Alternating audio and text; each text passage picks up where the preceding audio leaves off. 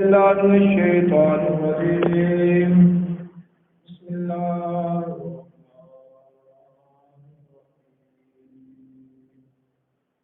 يا أيها الناس اتقوا ربكم الذي خلقكم من نفس واحدة وخلق منها زوجها وبث منهما رجالا كثيرا ونساء واتقوا الله الذي تساءلون به والأرحام إن الله كان عليكم رقيبا. صدق الله العلي العظيم وصدق رسوله النبي الكريم. نحن على ذلك من الشاهدين والشاكرين والحمد لله رب العالمين. إن الله وملائكته يصلون على النبي يا أيها الذين آمنوا صلوا عليه وسلموا تسليما. الصلاة والسلام عليك يا سيدي يا رسول الله وعلى آلك وصحبك يا حبيب الله.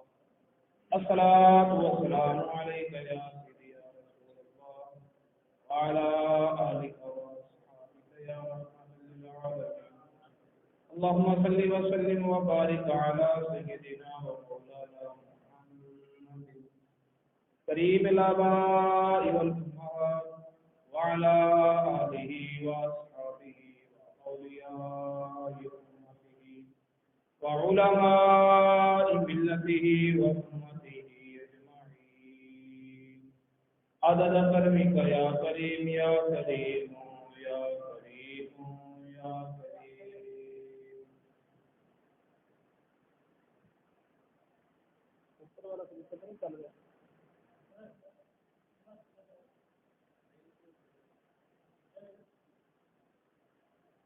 دے مک جان دے ٹکڑے تمامی او دے مک جان دے ٹکڑے تمامی ملے محمد دی غلامی ملے جنوں محمد دی غلامی خودے مک جان دے ٹکڑے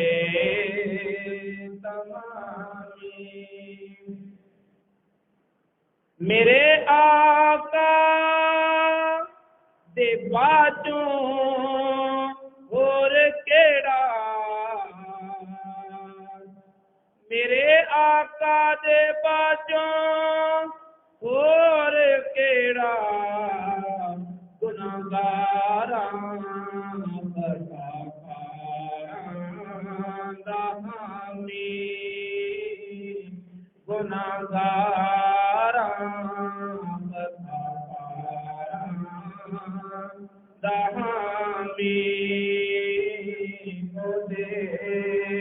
مک جان دے ٹکڑے تمامی ملے جنوں محمد دی غلامی وظیفہ ہے بنایا عاشقاں نے وظیفہ ہے بنایا عاشقاں نے رسول پاک دا اسم گرامی رسول پاک دا اسم گرامی ملے جنوں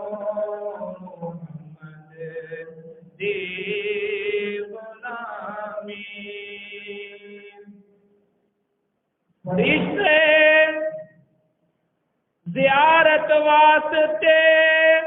پیاں آن حوراں، زیارت واسطے پیاں آن حوراں، فرشتے دینے آتے ہیں سلامی، فرشتے دینے آتے ہیں سلامی، او دے مک جان دے ٹکڑے تمامی، ملے جنوں محمد دی غلامی۔ اللہ تعالیٰ کی حمد و ثنا، اللہ تعالیٰ کے پیارے حبیب حبیب خدا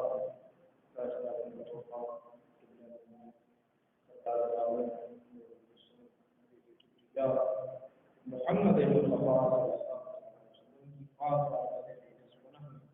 ہدیت سلام پیش کرنے کے بعد اللہ رب العزت نے اپنی کتاب لا رحم میں ارشاد فرمایا، یا ایھا الناس، اے لوگوں، اے انسانوں، اتقوا ربکم، اپنے رب سے ڈرو، اپنے رب سے ڈرو، الذی خلقکم من نفس واحدہ، وہ رب جس نے تم سب کو ایک جان سے پیدا کیا، تم سب کو ایک جان سے پیدا کیا، حضرت آدم علیہ السلام سے۔ قرآن پاک نے متعدد مقامات پر انسان کو یہ احساس دلایا ہے کہ اب اگرچہ مختلف قومیں ہیں، مختلف علاقے ہیں، مختلف رنگ اور نسلیں ہیں،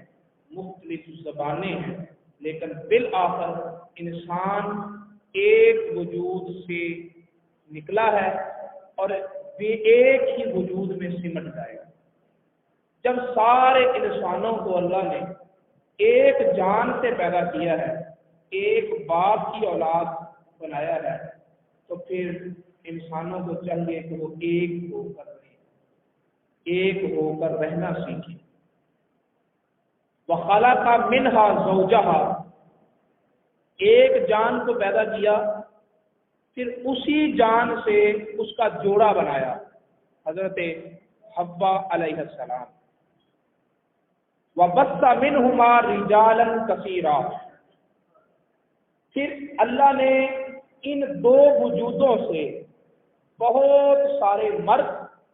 و نساء اور بہت ساری عورتیں اپنی زمین میں بکھیر دی،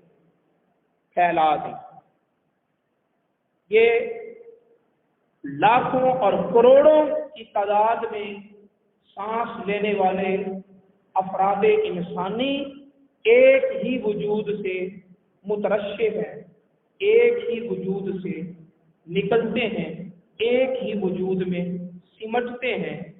انسان رنگ کا مختلف ہو،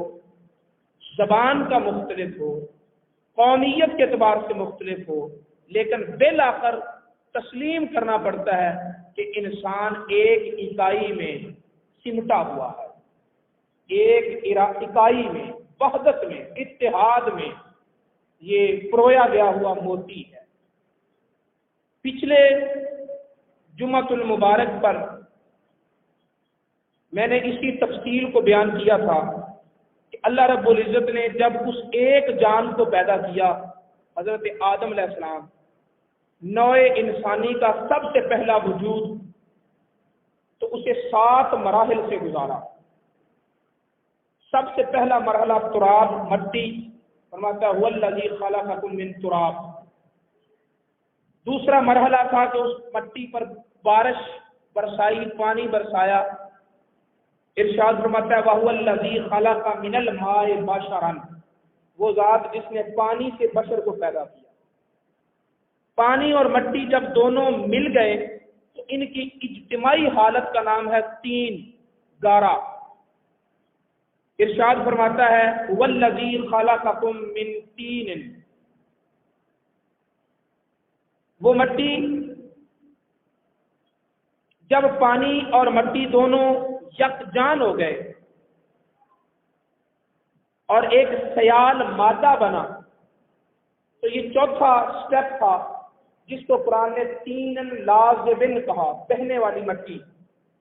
انا خلقناہم من طین لازب، جس میں سیلانیت تھی۔ پھر جب وہ سیلانیت جاتی رہی، گاڑھا پن آ گیا، اور گاڑھے پن سے مزید اس پر سورج کی تپش، حرارت کا تیسرا عنصر شامل کیا، تو پھر اس میں بو پیدا ہو گئی۔ مٹی کے جو غلاظتیں اور کثافتیں تھیں وہ جلنے لگی، اور مٹی اپنے تزکیہ کا عمل سے گزرنے لگی، پاکیزگیوں کا سفر طے کرنے لگی۔ تو اس ایک حالت کو قرآن نے سلسال من حمأ مسنون کا نام دیا۔ پھر ایک وقت وہ آیا کہ جب ساری کثافتیں جل چکی تھی اور بو ختم ہو چکی تھی، اس حالت کو قرآن نے سلسال کالفخار کا نام دیا کہ اب وہ اس لائق ہو گئی تھی کہ وہ فخر کرے۔ عمدہ جوہر جو تھا وہ ظاہر ہو چکا تھا، لیکن ابھی یہاں پر سٹیپ نہیں دیا۔ اس سے آگے مرحلہ بھی تھا کہ جب اس سے مزید عمدگی کو اجاگر کیا گیا اور اسے پاکیزگیوں کے عروج پر رکھا گیا، تو قرآن پاک نے اس حالت کو سلالۃ من طین کا نام دیا۔ سلالۃ من طین یعنی مٹی کا عمدہ ترین جوہر۔ پھر اس سلالہ من طین کو اللہ تعالیٰ نے امر کن سے انسانی شکل دی اور فرشتوں کو کہا فَإِذَا سَوَّيْتُهُ وَنَفَخْتُ فِيهِ مِن رُوحِي فَقَعُوا لَهُ سَاجِدِينَ، جب میں اس کو شکل دوں، اس میں روح نفخ کروں، تو تم نے اسے سجدہ کرنا ہے، تم نے اسے سجدہ کرنا ہے۔ یہ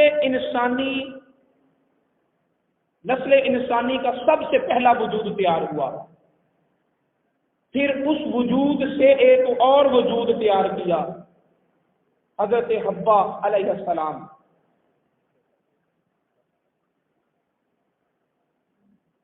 اللہ رب العزت ارشاد فرماتا ہے ایک جان کو یوں پیدا کیا، پھر اس جان سے بہت سارے مردوں کو پیدا کیا، بہت ساری عورتوں کو پیدا کیا۔ آج بھی نسل انسانی کی تناسل، تسلسل، بقا اور نسل انسانی کی آگے ترویج انہی 7 مراحل سے گزر کر ہوتی ہے۔ یہ علیحدہ بات ہے کہ ادھر سیدھی مٹی اور پانی تھا، اور ادھر ایک وجود میں دوسرے وجود کو تیار کیا جاتا ہے۔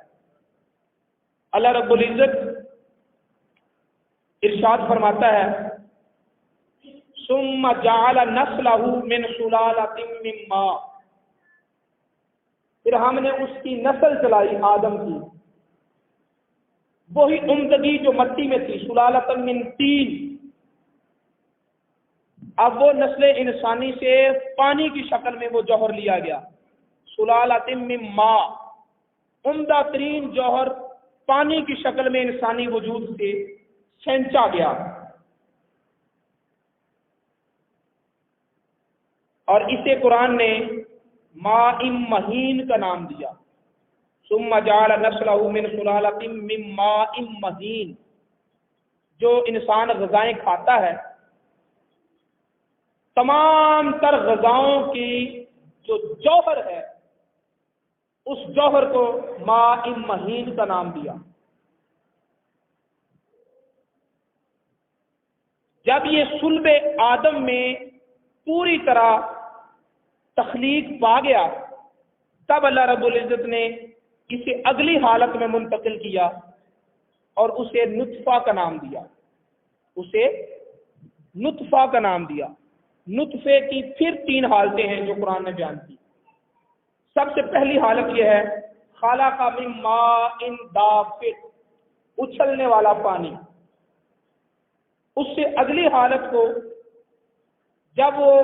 پانی ایک وجود سے دوسرے وجود میں کنورٹ ہوتا ہے، منتقل ہوتا ہے، تو رب تعالیٰ نے فرمایا الم یکن نطفۃ من منی یمنا، کیا انسان جو تھا یہ منی کا وہی نطفہ نہیں جو ایک وجود سے دوسرے وجود میں گرا دیا گیا، منی یمنا، اور جب یہ دوسرے وجود میں پہنچا تو پھر کچھ اس وجود سے بھی اس پانی میں شامل ہوا، تو اللہ رب العزت نے اسے نطفہ امشاج کا نام دیا، انا خلقنا الانسان من نطفۃ امشاج، ہم نے انسان کو ملے جلے نطفے سے پیدا کیا، ایک حصہ مرد سے ایک حصہ عورت سے، تو یہ انسان کے تخلیق کا دوسرا مرحلہ نطفے کی شکل، اور جب یہ رحم مادر میں پہنچا تو وہاں ایک وقت تک یہ اسی حالت میں رہا، نطفہ، پانی کا قطرہ، پھر یہی پانی کا قطرہ آہستہ آہستہ خون کی شکل اختیار کرنے لگا، پہلے پیپ بنا، پھر گدلا خون بنا، اور پھر خون بنا، تب انسان کی اس حالت کو اللہ تعالیٰ نے علقہ کا نام دیا۔ کیا نام دیا؟ علقہ۔ ارشاد فرماتا ہے رب کریم وَلَقَدْ خَلَقْنَا الْإِنسَانَ مِنْ سُلَالَةٍ مِّن طِينٍ ثُمَّ جَعَلْنَاهُ نُطْفَةً فِي قَرَارٍ مَّكِينٍ، پھر ہم نے اسے نطفہ بنایا، یہ ایک جگہ پر قرار پائے ہوئے تھا، ٹھہرے ہوئے تھا باپ کی سلب میں، ثم خلقنا النطفہ، پھر باپ کی سلب سے جب ماں کے رحم میں آیا تو وہاں ایک وقت نطفے کی حالت میں ٹھہرنے کے بعد علقہ بنا، خون بنا، خون، گندا خون، فخلقنا العلقۃ مضغۃ، پھر وہ خون جو تھا وہ جمتا جمتا گوشت کی شکل اختیار کرنے لگا، اس حالت کو مضغہ کا نام دیا گیا، اس حالت کو مضغہ کا نام دیا گیا، پھر اس گوشت میں ہڈیاں بننے لگی، رب تعالیٰ فرماتا ہے فَخَلَقْنَا الْمُضْغَةَ عِظَامًا، پھر ہم نے اس مضغہ کی حالت سے ہڈیوں کی حالت میں بدلا، جب ہڈیاں بنی فَكَسَوْنَا الْعِظَامَ لَحْمًا، تو پھر ہم نے ہڈیوں پر گوشت کا لباس پہنا دیا، ہڈیوں کو پھر گوشت کا لباس پہنا دیا۔ مضغہ کی حالت میں یہ گوشت اور پیپ کے درمیانی حالت تھی، اور لحم کی حالت میں جو کہ چھٹی حالت ہے، وہاں جا کر اسے عمدہ گوشت کی کیفیت اور صورت مل چکی تھی۔ جب یہ گوشت کی شکل میں آیا، رب تعالیٰ فرماتا ہے ثم انشأناہ خلقا آخر، پھر ہم نے اسے ایک دوسری تخلیق دی، پھر ہم نے اسے دوسری تخلیق دی، اور وہ دوسری تخلیق کیسی ہے کہ کسی انسان کو دیکھ لو اور پھر اس کو لے کر پوری کائنات کو تلاش کرو، اس انسان کی شکل جیسا دوسرا انسان تمہیں نہیں، ایک نہیں کروڑوں انسان ہیں، آج نہیں صدیوں سے انسان کے افراد پیدا ہوتے چلے آ رہے ہیں، جب بھی کسی انسان کو جنم ملتا ہے دو جڑواں بھائی بھی کیوں نہ ہو، ایک باپ کا نطفہ ہے، ایک ماں کے پیٹ سے جنم لے رہا ہے، ایک ماں کے وجود سے دودھ کی خوراک لے رہا ہے، لیکن نہ شکل ملتی ہے اور نہ ہی ذہنی خیالات ملتے، نہ ہی سوچ ملتی ہے۔ کسی جگہ پر ہم آہنگی ہو جائے تو اس کا اعتبار نہیں. کسی کی آنکھ سے مل گئی، کسی کا کان سے مل گیا، رخسار سے مل گیا، لیکن اگر پوری شکل، صورت اور سیرت کو دیکھیں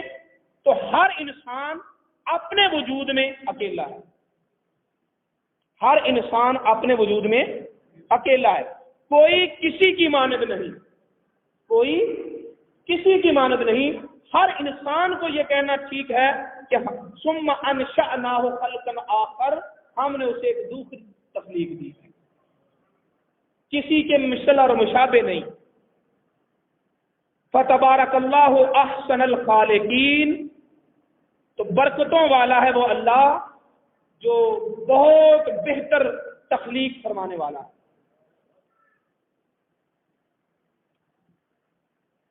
فرمایا اس طرح اس نے تمہیں بنایا. سوچنے کی بات یہ ہے کہ اللہ رب العزت نے انسان کو مٹی سے بنایا تو کن ادوار سے گزارا؟ ایک انسانی وجود سے دوسرے انسانی وجود کو تخلیق کیا تو کن ادوار سے گزارا؟ ذرا ایک لمحے کے لیے غور کرو کہ کہاں وہ بدبودار پانی، کہاں وہ غلاظت اور گندگی کے تصورات، کہ اگر نفیس الطبع آدمی کو تصور آ جائے تو اس کا دل متلنے لگے، اسے متلی آنے لگے اور اسے کیف و طبیعت چاہے، الٹی کی کیفیت بن جائے. کہاں وہ حالت اور کہاں یہ شکل و صورت جس کو قرآن میں کہا گیا ہے کہ لقد خلقنا الانسان فی احسن تقویم، ہم نے انسان کو انتہائی خوبصورتی کے سانچے میں ڈھال کر پیدا کیا. یہاں اللہ رب العزت کی شان خلاقیت کا مظاہرہ ہوتا ہے، اور اس کے ساتھ ساتھ یہ بھی ہمیں بتایا جا رہا ہے کہ جس خدا نے تمہیں ان حالات سے سینچ کر پیدا کیا، پھر ایک وقت آئے گا کہ وہی خدا تمہیں موت کی نیند سلا دے گا. موت کی نیند، پھر قبر کی مٹی ہوگی، قبر کا پیٹ ہوگا، اور قبر کے پیٹ میں جس انداز میں شکل بنی تھی اسی طرح بگڑنی شروع ہو جائے گی. سب سے آخر میں ہڈیوں پر گوشت بنا تھا تو قبر میں جا کر سب سے پہلے ہڈیوں سے گوشت اڑے گا، پھر ہڈیاں اڑیں گی، بکھریں گی، اس کے بعد پیپ اور گلاسیں اور وہی بدبوئیں جنم لیں گی.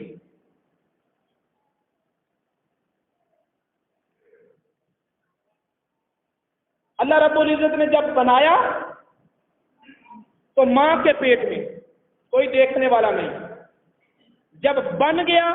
پھر لوگوں کے سامنے کیا کہ لو اب دیکھ لو میں نے کیسا حسین بنایا. رشتہ دار، عزیز و اقارب، ماں باپ، بہنیں، بھائی، بیٹے، چچے، مامے، تائے چوم رہے ہیں، ہاتھوں ہاتھ لے رہے ہیں. لیکن ذرا تصور کرو کہ اس کی پچھلی حالتیں کیا تھی. اب اتنا خوبصورت بنا دیا کہ ہر دل میں بیٹھا ہوا ہے، اپنا ہو یا بیگانہ، بچوں کو سب پھول کہتے ہیں. جب بنایا تھا تو قرآن کہتا ہے کہ ماں کے پیٹ میں ظلمات ثلاث، تین اندھیرے تھے. 1400 سال گزرنے کے بعد آج سائنس اس نقطے پر پہنچی کہ واقعتاً ماں کے پیٹ کے جس حصے میں بچہ جنم لیتا ہے وہ بیرونی جسم کی جلد سے اس سطح تک 3 تہیں ہیں، 3 اعضاء ہیں، ایک کے اندر ایک، دوسرے کے اندر پھر تیسرا. قرآن نے صدیوں پہلے کہہ دیا کہ ظلمات الثلاث، ہم نے انسان کو 3 تہوں میں، 3 پردوں میں تخلیق کیا. جب بنایا کسی کو دیکھنے نہیں دیا کہ میں کس سے کیا بنا رہا ہوں،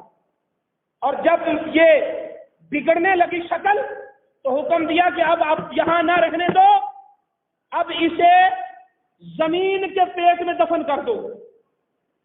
جب میں نے اسے بنایا تھا تب بھی پردہ پوشی کی تھی، کسی کو اس کا حال ظاہر نہیں کیا تھا، اب جب یہ شکل بگڑے گی اب بھی میں کسی کو دیکھنے نہیں دوں۔ ادھر بھی شان ستاری تھی، ادھر بھی شان ستاری ہے۔ میں نے 2 جمعوں میں آپ لوگوں کو یہ بتایا ہے کہ انسان کو اللہ تعالیٰ نے کن مراحل سے گزار کر پیدا کیا، اور پھر جب انسان بن گیا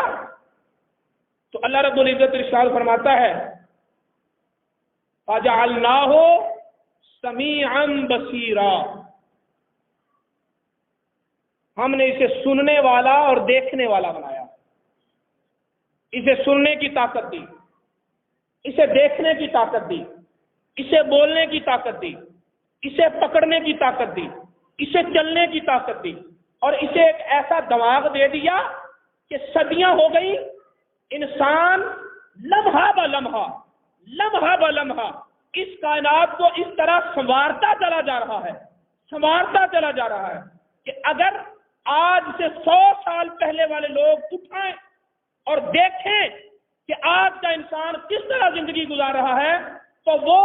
بے ساختہ بول اٹھے فَتَبَارَكَ اللَّهُ أَحْسَنُ الْخَالِقِينَ، فَتَبَارَكَ اللَّهُ أَحْسَنُ الْخَالِقِينَ۔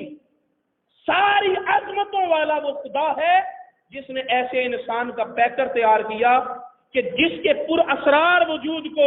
صدیاں گزر گئی ہیں لیکن آج تک کوئی پوری طرح سمجھ نہیں پایا کہ انسان کے اندر خدا نے کیا کچھ رکھ دیا۔ میرے دوستو، آئندہ نشست میں انسان کی خوبیوں کے بارے میں اور انسان کے رویے اور کردار کے بارے میں گفتگو ہوگی کہ خدا نے اسے کہاں سے کس انداز میں پیدا کیا